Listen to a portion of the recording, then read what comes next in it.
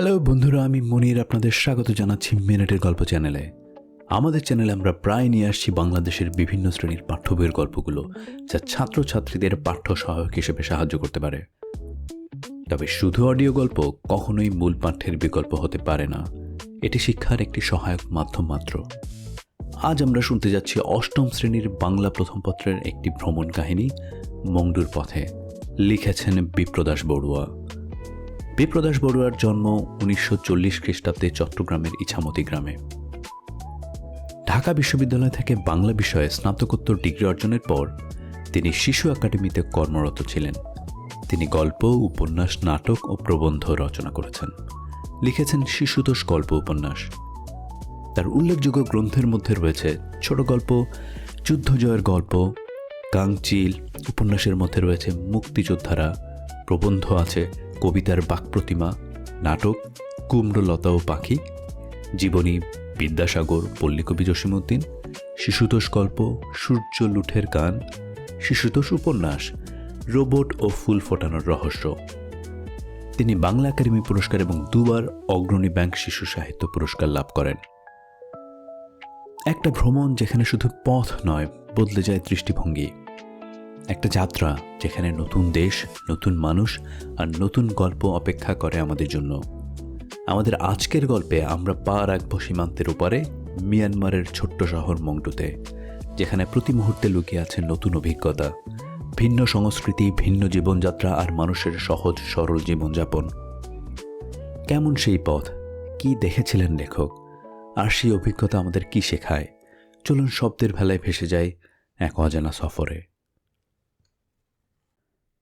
সন্ধ্যের আলো আধারিতে 24শে মে 2001 মিয়ানমারের সীমান্ত শহর মংডুর পথে নেমে আমার মুখ, চোখ, কান ও হৃদয় অচেনা আবেগে উপচে পড়ল। মংডু আমাদের টেকনাফের ওপারে, মাঝখানে নাফ নদী।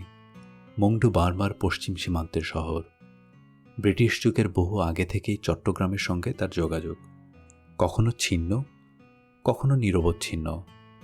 পাদ্রি মেস্ট্রো সেবাস্টিন মানরিক সপ্তদশ শতাব্দীর প্রথমার্ধে এই পথে আসেন। তারও 100 বছর আগে পর্তুগিজরা চট্টগ্রামে বসতি স্থাপন করে। তারা নিজেদের বসতির জায়গাকে ব্যান্ডেল বলতো। চট্টগ্রামে এখন ব্যান্ডেল রোড তাদের সেই স্মৃতি বহন করছে। সন্ধ্যের আধার ঘনিয়ে আসার পর আমরা অভিবাসন ও শুল্ক দফতর থেকে ছাড়া পেয়ে খাঁচা ছাড়া পাখির মতো উড়াল দিলাম। এই পথে আসতে পেরে খুশি হয়েছি। পথে আরাকান পড়বে। আরাকান রাজ্যের ধ্বংসপ্রাপ্ত প্রাচীন রাজধানী ম্রাউক দেখতে পাব। একসময় আরাকান বার্মা থেকে আলাদা স্বাধীন রাজ্য ছিল। তার পরিধি ছিল উত্তরে ফেনী নদী থেকে আন্দামান সাগরের কাছাকাছি পুরো বঙ্গোপসাগর উপকূল। সেখানে এসে পড়েছে এখন। আরাকান রাজ্যের রাজসভায় দৌলত কাজী আলাউল সাহিত্য চর্চা করেছেন। ছোটবেলা থেকে চট্টগ্রামের পাশে অপরূপ মিয়ানমারের কথা শুনে এসেছি রূপকথার গল্পের মতো।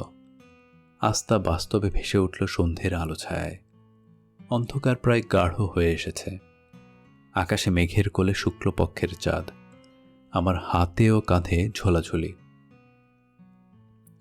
শুল্ক অফিসারের চৌহদ্দি পেরিয়ে 50 কদম না যেতেই বাদিকে বড় বড় রেস্তোরাঁ, প্রায় জনমানবহীন। ডান দিকে মোড় ঘুরতেই দেখি এক মিয়ানমার কুমারী পানীয়ের পসরা নিয়ে বসেছে। একেবারেই ঝুপড়ি দোকান। কুমারীর দোকানের পাশেই আরেকটি সেরকম দোকান। তারপর সামনেই শুরু হয়েছে বাড়িঘর ও দোকান। পথে নেমে পড়েছে তরুণ তরুণী, মেয়ে পুরুষ। পথে পথে মিয়ানমারের যুবক যুবতী কলহাস্যে মুখর। বাড়ির সামনে দোকানের বাইরে দাঁড়িয়ে আছে কেউ কেউ, যুবক যুবতী, প্রৌঢ় বৃদ্ধ। মিয়ানমারের সবাই লুঙ্গি পরে। মেয়েদের পরনে লুঙ্গি ও ঝলমলে ব্লাউজ জাতীয় জামা বা গেঞ্জি, চুলে ফুলগজা, চিরুনি ও রিবন ফিতে। পাশ দিয়ে একটা পাইক্কা চলে যাচ্ছে। 3 চাকার রিক্সা, যেমন মোটর বাইকের পাশে আরেকটা চাকা লাগিয়ে ক্যারিয়ারে বউ বাচ্চা বসতে পারে, এও প্রায় তেমনই। সারা মিয়ানমারে আমাদের রিক্সার বদলে পাইক্কা। স্থানীয় মুসলমানরা এর একচেটিয়া চালক। মংডুর ব্যবসাও প্রায় এদের দখলে, আর হিন্দুরাও আছে। ইউনাইটেড হোটেলে পৌঁছলাম, কিন্তু জায়গা হলো না। আগে ভাগে যারা গেছে তারা জায়গা দখল করে নিয়েছে। প্রায় অনাথের মতো বচকাবচকি নিয়ে নতুন হোটেলের উদ্দেশ্যে চললাম। আমরা খুঁজে পেতে যে হোটেল পেলাম তার অবস্থা শোচনীয় বললে কম বলা হয়। বেড়ার ঘরের দোতলার মাঝ বারান্দায় বসেই টের পেলাম এটা 4র্থ শ্রেণীর হোটেল হতেও পারে। কাঠের মেঝে, কাঠের যেমন তেমন দেয়াল, বিছানায় গিয়ে পরখ করে দেখি উঁচু নিচু চষা জমির মতো তোষক, মশারিতে বিচিত্র বিপরীতধর্মী নানা উৎকট গন্ধ। মাথার উপরে পাখা আছে, কিন্তু রাত 9টার পর তো বিজলি থাকবে না, তখন গ্লাভস পরা হাতে হাত ধোয়ার মতো হবে। নিলাম ফ্যান ছাড়া একটি কক্ষ। পরে মনে পড়ল ফ্যান থাকলেই বা কি, আমার তো রাতে ফ্যান সহ্য হয় না, বাতিও থাকবে না রাতে। মাঝবয়সী এক নারী আমাদের প্রায় টেনে নিয়ে গেল তার রয়্যাল রেস্তোরাঁয় রাতের খাওয়ার জন্য। ইউনাইটেড হোটেলে যারা উঠেছে তারা নাকি ওদিকে এক মুসলিম রেস্তোরাঁয় খেয়েছে। রয়্যাল রেস্তোরাঁ, মন্দ নয়, সুন্দর ঝকঝকে টেবিল টুল, বাসনকোসন ভদ্র। ভাতের দোকান বলেই উঁচু টেবিল ও প্লাস্টিকের টুল, সম্ভবত চীন থেকে আমদানি ওই টুল। সাধারণ বর্মী রেস্তোরাঁয় নিচু টেবিল ও টুল থাকে। রেস্তোরাঁর রাখাইন মালকিনের বয়স প্রথমে বুঝতে পারিনি। বলে কি, ওর বড় ছেলে কলেজে পড়ে? কক্সবাজার ও পটুয়াখালীতে রাখাইন আছে। এখন বুঝতে পারলাম আমাদের দেশের রাখাইনদের কত কম জানি। তাদের খাদ্যাভ্যাস, আচার আচরণ, ভাষা, সংস্কৃতি সম্পর্কে প্রায় কিছুই জানি না। তাহলে কি করে দেশের সব মানুষের সঙ্গে আমার সখ্য নিবিড় হবে? রান্নাঘর থেকে ছুটে এলো একটি মেয়ে, লুঙ্গি এবং কোমর ঢাকা ব্লাউজ পরেছে। ওর নাম ঝর্ণা। চেহারা ও স্বাস্থ্য গরিব ঘরের রোগা পটকা নারীর মতো। পোড়া লঙ্কা কচলে নুন তেল দিয়ে ভর্তা করল। একটা প্লেটে তার সঙ্গে দিল কচি লেবু পাতা। বাহ, খাস চট্টগ্রামের খাবার। আসলে এদের থেকে চট্টগ্রামের বড়ুয়ারা এই খাবার নিয়েছে। চাকমা মারমারার ধানি লঙ্কা পুড়ে নুন ও পেঁয়াজ দিয়ে ভর্তা করে। পোড়া বা সেদ্ধ ধানি লঙ্কা কুইজ্জায় বা মাটির হামানদিস্তায় পিষে নেয়। একটা রাত কেটে গেল অখ্যাত বা কুশ্রী একটা হোটেলে। 25শে মে, দ্বিতীয় দিন। মহাথরোর সঙ্গে মংডুর প্রধান সড়ক ধরে চলেছি। বাজার, দুই পাশে বাড়ি, বাড়ির নিচে দোকান। ভেতরের বাড়িগুলো সেগুন কাঠের থাম বা পাকা থামের উপরে। গত রাতে বৃষ্টি হয়েছিল। ভেজা পথ, গাছপালার পাতা চকচক করছে ধাতব নতুন টাকার মতো। বৃষ্টি শিরীষ, আম, কাঁঠাল, কৃষ্ণচূড়া সবই আমাদের মতো। পদাউকের পাতা লকলক করছে। পদাউকের সোনা রং ফুল ফোটার এখনই সময়। মিয়ানমারে এদের নাম সেন্না। মংডুর কিছু গাছ ব্রিটিশ আমলের, ওদের বয়স শতাব্দী বা তারও বেশি। বৃষ্টি শিরীষ, তেঁতুল এবং একটু কম বয়সী নারকেলের গাছ আছে, কাঠগোলাপ ও সোনালু। নারকেল সর্বত্রই। বাড়ির সামনে নারকেল গাছটির গোড়ার দিকে মাথা সমান উঁচুতে অর্কিড রয়েছে, তাতে রঙিন ও সাদা ফুল। পাইক্কায় বোরকা পরা মহিলা, তারপর মাথায় ছাতা। ছবি তুলতে যেতেই ছাতা দিয়ে আড়াল তুলে দিল। হাঁটতে হাঁটতে শহরের পূর্ব দিকে সেউজির সেতু পার হয়ে গেলাম। নদীর নাম সুধার ডিয়ার। এবারে মংডু, ওপারে সুধার পাড়া, মুসলিম গ্রাম। সেতুর কাছেই 5-7 জন মাছ নিয়ে বসেছে, তরি তরকারি নিয়ে বসেছে কয়েকজন। গ্রামের ছোট্ট বাজার, 5-6টা বেড়ার দোকান। বুড়ো আঙুলের সমান চিংড়ির কিলো 4 থেকে 500 চেয়ে। আমাদের তুলনায় পানির দাম। টাকার হিসেবে 40 থেকে 50 টাকার মধ্যে। নদীর উজান দিকে বিলে দেখা যাচ্ছে চিংড়ির ঘের। অঢেল মাছ পাওয়া যায় ওখানে। চায়ের দোকান থেকে লোকজন আমাদের দিকে তাকিয়ে আছে। মংডুতে এখনো প্যান্ট দেখিনি, শুধু আমাদের পরনে প্যান্ট। মহাথেরোর চিবর পরেছেন। কর্মীরা সবাই লুঙ্গি পরেছে। অফিস কাছারিতেও লুঙ্গি। গতকাল শুল্ক অফিসের 2 জনের প্যান্ট দেখেছি, ওরা পুলিশ। অন্যদের লুঙ্গি। লুঙ্গি, ফুঙ্গি ও প্যাগোডা, এই 3 নিয়ে মিয়ানমার। ফুঙ্গি হল বৌদ্ধ ভিক্ষু। গম মানে ভালো, সাম্মান বা সাম্পান, ছা মানে শাবক, থামি মানে বর্মী রমণীদের সেলাইবিহীন লুঙ্গি ইত্যাদি অনেক শব্দ বার্মা ও আরাকান থেকে চট্টগ্রাম হয়ে বাংলা ভাষায় ঢুকেছে। বাঁশের চালে যাত্রীদের সঙ্গে ফুঙ্গি পথে ঘাটে ফুঙ্গি। সকালে তারা খালি পায়ে ভিক্ষা করতে বের হন। ভিক্ষে ছাড়া ভিক্ষু বা ফুঙ্গিদের চলবে না, ভিক্ষাই তাদের জীবিকা। ভিক্ষুদের পরিধেয় চিবর সেলাইবিহীন লুঙ্গির মতো, গায়ে আলাদা অন্য এক টুকরো চিবর থাকে, হাত কাটা ও এক কাঁধ কাটা একটা গেঞ্জি থাকে, কোমরে বেল্ট জাতীয় অর্থাৎ সেলাই করা কাপড়ের কোমর বন্ধনী থাকে। এসব মিলে ত্রিচিবর। আর হাতে থাকে ছাবাইক, ভিক্ষাপাত্র। আদিতে এটি কাঠ বা লোহার হতো, এখন লাক্ষা দিয়ে তৈরি হয়।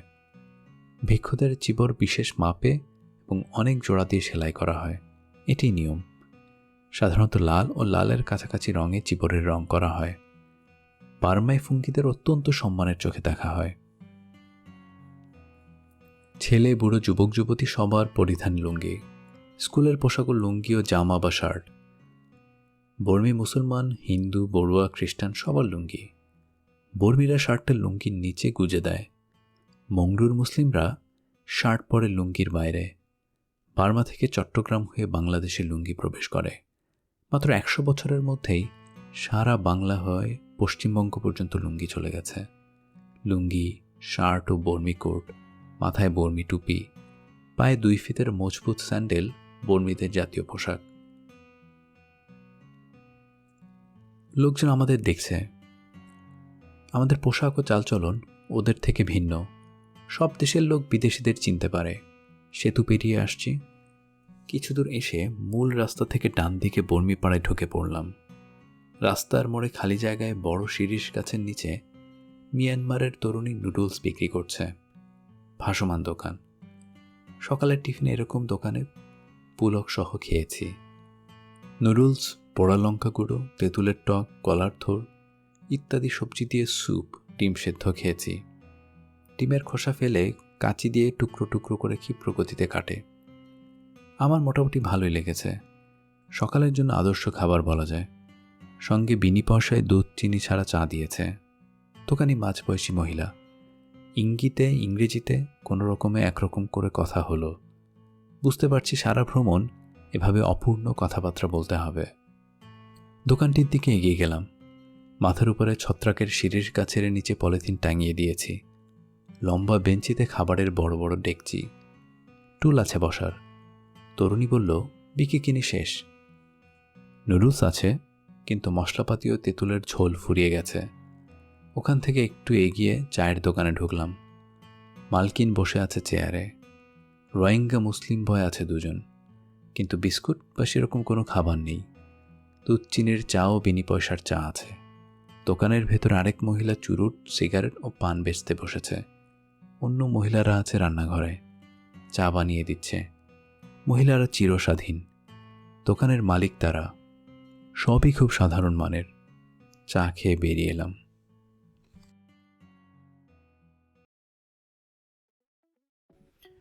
শেষ হলো আমাদের আজকের ভ্রমণ কাহিনী মংডুর পথে। মংডুর পথে লেখকের এই যাত্রা আমাদের শিখিয়ে দেয় পৃথিবীটা কত বৈচিত্র্যময় আর মানুষের জীবন কত সহজ অথচ গভীর হতে পারে। আমাদের পূর্ব দিকের দেশ মিয়ানমার। সেই দেশ ভ্রমণের ফলে লেখক যেসব অভিজ্ঞতা লাভ করেছেন তার কিছুমাত্র বিবরণ এই রচনায় পরিবেশিত হয়েছে। মিয়ানমারের পশ্চিম সীমান্তের শহর মংডু দিয়ে লেখকের সেই দেশে সফর শুরু হয়েছিল। মংডুর মানুষের পোশাক পরিচ্ছদ, খাদ্যাভ্যাস, ব্যবসা বাণিজ্য সম্পর্কে একটি ধারণা এই রচনা থেকে পাওয়া যায়। মংডুতে বসবাসরত বিভিন্ন ধর্মের লোক সম্পর্কেও পরিচয় আছে এতে। সেখানকার মেয়েরা অনেকটা স্বাধীনভাবেই ব্যবসা বাণিজ্য করে। মিয়ানমারে বৌদ্ধ ধর্মাবলম্বীদের প্রাধান্য থাকলেও মংডুতে উল্লেখযোগ্য সংখ্যক মুসলমানের বসবাসও লক্ষ্য করেছেন লেখক। রচনাটি পাঠ করে শিক্ষার্থীরা প্রতিবেশী একটি দেশের অর্থনীতি, জীবনযাত্রা ও সংস্কৃতির রূপ সম্পর্কে অবহিত হতে পারবে এবং সেই দেশ সম্পর্কে তাদের মনে আগ্রহ ও ভালোবাসা সঞ্চারিত হবে।